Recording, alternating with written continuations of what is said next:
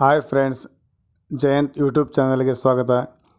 ಇವತ್ತು ನಾನು ಹೇಳ್ತಾ ಇರೋದು ಏಕಾದಶಿ ಕತೆ. ನಾಳೆ ಬರೋದು ಇಂದಿರಾ ಏಕಾದಶಿ, ಅದರ ಕತೆ ಹೇಳ್ತಾ ಇದ್ದೀನಿ. ಹೋದ ವಿಡಿಯೋದಲ್ಲಿ ನಾನು ಪರಿವರ್ತನೆ ಏಕಾದಶಿ ಕತೆ ಹೇಳಿದ್ದೆ. ಈ ವಿಡಿಯೋದಲ್ಲಿ ಇಂದಿರಾ ಏಕಾದಶಿ ಕತೆ ಹೇಳ್ತಾ ಇದ್ದೀನಿ. ಈ ವಿಡಿಯೋನ ಸಂಪೂರ್ಣವಾಗಿ ನೋಡಿ. ಇನ್ನೂ ಯಾರು ಸಬ್ಸ್ಕ್ರೈಬ್ ಆಗಿಲ್ಲ ಸಬ್ಸ್ಕ್ರೈಬ್ ಆಗಿ, ಕಮೆಂಟ್ ಮಾಡಿ, ಈ ವಿಡಿಯೋನ ಪೂರ್ತಿಯಾಗಿ ನೋಡಿ. ಇಂದಿರಾ ಏಕಾದಶಿಯ ಕತೆ. ದೇವೋತ್ತಮ ಪರಮಾತ್ಮನಾದ ಶ್ರೀಕೃಷ್ಣನು ಹೀಗೆ ಉತ್ತರಿಸಿದನು: ಈ ಪವಿತ್ರ ದಿನವನ್ನು ಇಂದಿರಾ ಏಕಾದಶಿ ಎಂದು ಕರೆಯಲಾಗುತ್ತದೆ. ಈ ದಿನದಂದು ಉಪವಾಸ ಮಾಡಿದರೆ ವ್ಯಕ್ತಿಯ ಪಾಪಗಳು ಕ್ಷಮಿಸಲ್ಪಡುತ್ತವೆ ಮತ್ತು ನರಕದಲ್ಲಿ ನಾಶವಾದ ಅವರ ಪೂರ್ವಜರು ಮುಕ್ತರಾಗುತ್ತಾರೆ. ಓ ರಾಜ ಶ್ರೇಷ್ಠರೇ, ಬಲಿದಾನ ಮಾಡಿದ ಕುದುರೆಯನ್ನು ಅರ್ಪಿಸುವ ಮೂಲಕ ಪಡೆದ ಅಪಾರ ಪುಣ್ಯವನ್ನು ಪಡೆಯುವ ಇಂದಿರಾ ಏಕಾದಶಿಯ ಮಹತ್ವದ ಬಗ್ಗೆ ಮಾತ್ರ ಕಲಿಯುವನು. ಸತ್ಯಯುಗದಲ್ಲಿ ಇಂದ್ರಸೇನೆ ಎಂಬ ರಾಜ ವಾಸಿಸುತ್ತಿದ್ದನು ಮತ್ತು ಅವನ ಎಲ್ಲ ಶತ್ರುಗಳು ಸೋಲಿಸುವಷ್ಟು ಬಲಶಾಲಿಯಾಗಿದ್ದನು.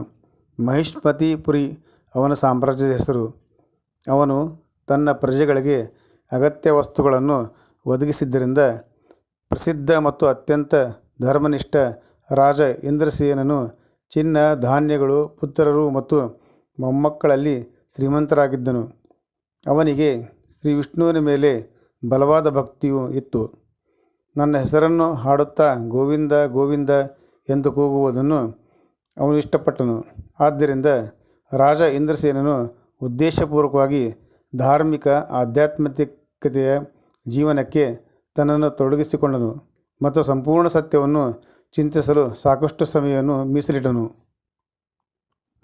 ಒಂದು ದಿನ ಆದರ್ಶವಾಗ್ಮಿ ಶ್ರೀ ನಾರದ ಮುನಿಗಳು ರಾಜ ಇಂದ್ರಸೇನರು ಸಂತೋಷ ಮತ್ತು ಪ್ರಶಾಂತತೆಯಿಂದ ತಮ್ಮ ಸಭೆಯ ಅಧ್ಯಕ್ಷತೆ ವಹಿಸುತ್ತಿರುವಾಗ ಕೆಳಗಿಳುತ್ತಿರುವುದು ಕಂಡುಬಂದಿತು. ನಾರದ ಮುನಿಗಳು ಆಕಾಶದಿಂದ ಇಳಿದು ಶಂಖದಂತೆ ಬಿಳಿಯಾಗಿ, ಚಂದ್ರನಂತೆ, ಮಲ್ಲಿಗೆಯ ಹೂವು ಮತ್ತು ಮಿಂಚಿನಂತೆ ಹೊಳೆಯುತ್ತಿದ್ದರು. ಅವರ ತಲೆಯ ಜಡೆಯು ಕೆಂಪ ಕೂದಲಿನಿಂದ ಆವೃತವಾಗಿತ್ತು. ದೇವತೆಗಳಲ್ಲಿ ಸಂತ ದೇವರ್ಷಿ ನಾರದರನ್ನು ರಾಜನು ಅತ್ಯಂತ ಗೌರವದಿಂದ ನಡೆಸಿಕೊಂಡನು. ಅವರು ಅವರನ್ನು ಜೋಡಿಸಿದ ಅಂಗೈಗಳಿಂದ ನಮಸ್ಕರಿಸಿ ಅರಮನೆಯೊಳಗೆ ಸ್ವಾಗತಿಸಿದರು.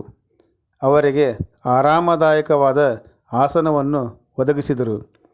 ಅವರ ಪಾದಗಳನ್ನು ತೊಳೆದು ಸ್ವಾಗತಿಸಿದರು. ನಿಮ್ಮ ರಾಜ್ಯದ ಎಲ್ಲ 7 ಅಂಗಗಳು ಸಮೃದ್ಧವಾಗಿವೆ. ಮಹಾರಾಜ ಇಂದ್ರಸೇನರು ನಾರದ ಮುನಿಯನ್ನು ಕೇಳಿದರು. ರಾಜ, ಅವನ ಮಂತ್ರಿಗಳು, ಅವನ ಖಜಾನೆ, ಅವನ ಸಶಸ್ತ್ರ ಪಡೆಗಳು, ಅವನ ಸ್ನೇಹಿತರು, ಬ್ರಾಹ್ಮಣರು, ಅವನ ಕ್ಷೇತ್ರದಲ್ಲಿ ಮಾಡಿದ ತ್ಯಾಗಗಳು ಮತ್ತು ರಾಜನ ಪ್ರಜೆಗಳ ಅಗತ್ಯತೆಗಳು ರಾಜನ ಕ್ಷೇತ್ರದ 7 ಅಂಗಗಳಾಗಿವೆ. ನೀವು ಪರಮಾತ್ಮನಾದ ಶ್ರೀ ವಿಷ್ಣುವಿನ ಸೇವೆಗೆ ಹೆಚ್ಚು ಹೆಚ್ಚು ಸಮರ್ಪಿತರಾಗಿದ್ದೀರಾ? ನಿಮ್ಮ ವೃತ್ತಿಪರ ಜವಾಬ್ದಾರಿಗಳನ್ನು ಪರಿಣಾಮಕಾರಿಯಾಗಿ ನಿರ್ವಹಿಸುವ ಬಗ್ಗೆ ಯೋಚಿಸುವುದರಲ್ಲಿ ನೀವು ನಿರತರಾಗಿದ್ದೀರಾ?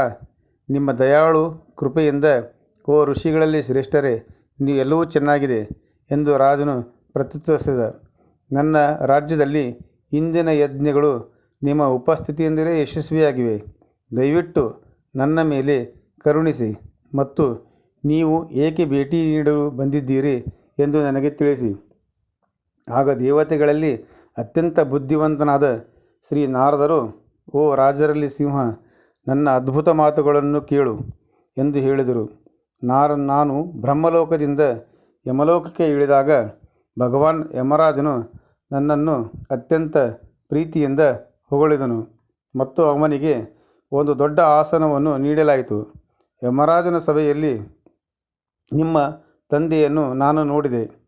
ಪರಮಾತ್ಮನಿಗೆ ಅವರ ಪ್ರಾಮಾಣಿಕತೆ ಮತ್ತು ಭವ್ಯ ಸೇವೆಯನ್ನು ನಾನು ಹೊಗಳಿದೆ.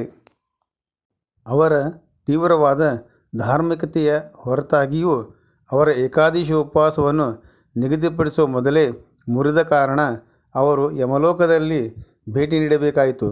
ನಿಮ್ಮ ತಂದೆಯಿಂದ ನಿಮಗಾಗಿ ಒಂದು ಸಂದೇಶವಿದೆ. ಅವರು ಹೇಳಿದರು, ರಾಜ ಇಂದ್ರಸೇನನು ಮಹಿಷ್ಮತಿಯಲ್ಲಿ ವಾಸಿಸುತ್ತಾನೆ. ನನ್ನ ಹಿಂದಿನ ಅನೈತಿಕ ನಡವಳಿಕೆಯಿಂದಾಗಿ ನಾನು ಪ್ರಸ್ತುತ ಯಮರಾಜನ ರಾಜ್ಯದಲ್ಲಿ ವಾಸಿಸುತ್ತಿದ್ದೇನೆ ಎಂದು ದಯವಿಟ್ಟು ಅವನಿಗೆ ತಿಳಿಸಿ. ಓ ಮಗನೇ, ದಯವಿಟ್ಟು ಮುಂಬರುವ ಇಂದಿರಾ ಏಕಾದಶಿಯನ್ನು ಆಚರಿಸಿ ಮತ್ತು ನಾನು ಸ್ವರ್ಗಕ್ಕೆ ಏರಲು ದಾನದಲ್ಲಿ ಬಹಳಷ್ಟು ದೇಣಿಗೆ ನೀಡಿ ದಯವಿಟ್ಟು ನನ್ನಿಂದ ಈ ಮಾತನ್ನು ಅವನಿಗೆ ತಲುಪಿಸಿ. ತತ್ವಶಾಸ್ತ್ರದ ಪ್ರಕಾರ ಪ್ರತಿಯೊಂದು ಜೀವಿಯು ಒಬ್ಬ ವ್ಯಕ್ತಿ ಮತ್ತು ಪ್ರತಿಯೊಬ್ಬ ವ್ಯಕ್ತಿಯು ತಮ್ಮ ನಿಜವಾದ ಮನೆ ದೈವತ್ವಕ್ಕೆ ಮರಳಲು ಅವರು ಕೃಷ್ಣ ಜಾಗೃತಿಯಲ್ಲಿ ತೊಡಗಿಸಿಕೊಳ್ಳಬೇಕು. ಗರುಡ ಪುರಾಣದ ಪ್ರಕಾರ ನರಕದಲ್ಲಿರುವ ಯಾರಾದರೂ ಕೃಷ್ಣ ಜಾಗೃತಿಯನ್ನು ಬೆಳೆಸಿಕೊಳ್ಳಲು ಸಾಧ್ಯವಿಲ್ಲ, ಏಕೆಂದರೆ ಹಾಗೆ ಮಾಡುವುದರಿಂದ ಮಾನಸಿಕ ಶಾಂತತೆ ಅಗತ್ಯವಾಗಿರುತ್ತದೆ. ಇದು ನರಕದ ಪ್ರತಿಕ್ರಿಯಾತ್ಮಕ ಯಾತನೆಗಳನ್ನು ನೋಡಿದರೆ ಅಸಾಧ್ಯ. ನರಕದಲ್ಲಿ ಪೀಡಿಸಲ್ಪಟ್ಟ ಪಾಪಿಯ ಸಂಬಂಧಿಯು ಅವನ ಗೌರವಾರ್ಥವಾಗಿ ಕೆಲವು ದಾನಗಳನ್ನು ದಾನ ಮಾಡಿದರೆ ಪಾಪಿ ನರಕದಿಂದ ಪಾರಾಗಿ ಸ್ವರ್ಗೀಯ ಗ್ರಹಗಳನ್ನು ತಲುಪಬಹುದು. ನಾರದರು ಮುಂದುವರೆಸಿದರು, ಓ ರಾಜ, ನಾನು ಈ ಸಂದೇಶವನ್ನು ತಿಳಿಸಲು ಮಾತ್ರ ನಿಮ್ಮ ಬಳಿಗೆ ಬಂದಿದ್ದೇನೆ. ನಿಮ್ಮ ತಂದೆಗೆ ಬೆಂಬಲ ನೀಡಲು ನೀವು ಇಂದಿರಾ ಏಕಾದಶಿ ಉಪವಾಸವನ್ನು ಆಚರಿಸಿದರೆ ಸಹಾಯವಾಗುತ್ತದೆ. ಆಗ ಮಹಾರಾಜರು ಹೇಳುತ್ತಾರೆ, ನಾರದರೆ, ದಯವಿಟ್ಟು ದಯೆಯಿಂದಿರಿ ಮತ್ತು ಇಂದಿರಾ ಏಕಾದಶಿ ಎಂದು ಉಪವಾಸವನ್ನು ಹೇಗೆ ಆಚರಿಸಬೇಕೆಂದು ನನಗೆ ತಿಳಿಸಿ. ದಯವಿಟ್ಟು ಅದು ಬರುವ ತಿಂಗಳು ಮತ್ತು ದಿನವನ್ನು ನನಗೆ ತಿಳಿಸಿ ಎಂದು ರಾಜರು ಹೇಳುತ್ತಾರೆ. ಆಗ ನಾರದರು, ನೀವು ಸಂಗ್ರಹಿಸುವ ಪುಣ್ಯದಿಂದಾಗಿ ನಿಮ್ಮ ತಂದೆ ಸ್ವರ್ಗವನ್ನು ಪ್ರವೇಶಿಸುತ್ತಾರೆಂದು ಹೇಳುತ್ತಾರೆ. ಮತ್ತೆ ನಾರದರು ಹೇಳುತ್ತಾರೆ, ಓ ರಾಜ, ಇಂದಿರಾ ಏಕಾದಶಿಯನ್ನು ಆಚರಿಸುವ ಸಂಪೂರ್ಣ ಪ್ರಕ್ರಿಯೆಯನ್ನು ನಾನು ನಿಮಗೆ ಹೇಳುತ್ತಿದ್ದೇನೆ, ದಯವಿಟ್ಟು ಕೇಳಿ ಎಂದು ನಾರದ ಮುನಿಗಳು ಉತ್ತರಿಸಿದರು. ಈ ಏಕಾದಶಿ ಅಶ್ವಿನಿ ಮಾಸದ 2 ವಾರಗಳ ಕತ್ತಲೆಯ ಅವಧಿಯಲ್ಲಿ ಬರುತ್ತದೆ. ಓ ರಾಜ, ನೀನು ಇಂದಿರಾ ಏಕಾದಶಿ ಎಂದು ಈ ರೀತಿ ಸಂಯಮದ ಇಂದ್ರಿಯಗಳೊಂದಿಗೆ ಉಪವಾಸವನ್ನು ಎಚ್ಚರಿಕೆಯಿಂದ ಆಚರಿಸಿದರೆ ನಿನ್ನ ತಂದೆಯು ವಿಷ್ಣುವಿನ ನಿವಾಸಕ್ಕೆ ಬಡ್ತಿ ಪಡೆಯುತ್ತಾನೆ ಎಂಬುದರಲ್ಲಿ ಸಂದೇಹವಿಲ್ಲ. ನಾರದರು ಹೇಳಿದಂತೆ ರಾಜ ಇಂದ್ರಸೇನನು ತನ್ನ ಕುಟುಂಬ ಸದಸ್ಯರು ಮತ್ತು ಗುಲಾಮಗಿರಿಗೆ ಒಳಗಾದ ಜನರ ಸಹಾಯದಿಂದ ಪವಿತ್ರ ಸಂತರು ಸೂಚಿಸಿದಂತೆ ಉಪವಾಸವನ್ನು ಆಚರಿಸಿದನು. ದ್ವಾದಶಿ ತಿಥಿಯಂದು ಅವನು ತನ್ನ ಉಪವಾಸವನ್ನು ಕೊನೆಗೊಳಿಸಿದಾಗ ಆಕಾಶದಿಂದ ಹೂವುಗಳು ಬೀಳಲು ಪ್ರಾರಂಭಿಸಿದವು. ಈ ಉಪವಾಸವನ್ನು ಆಚರಿಸಿದ ಇಂದ್ರಸೇನ ಮಹಾರಾಜನ ಪುಣ್ಯವು ಅವನ ತಂದೆಯನ್ನು ಯಮರಾಜನ ಆಳ್ವಿಕೆಯಿಂದ ಮುಕ್ತಿಗೊಳಿಸಲು ಮತ್ತು ಅವನಿಗೆ ಸಂಪೂರ್ಣ ಆಧ್ಯಾತ್ಮಿಕ ದೇಹವನ್ನು ಸಾಧಿಸಲು ಸಹಾಯ ಮಾಡಿತು.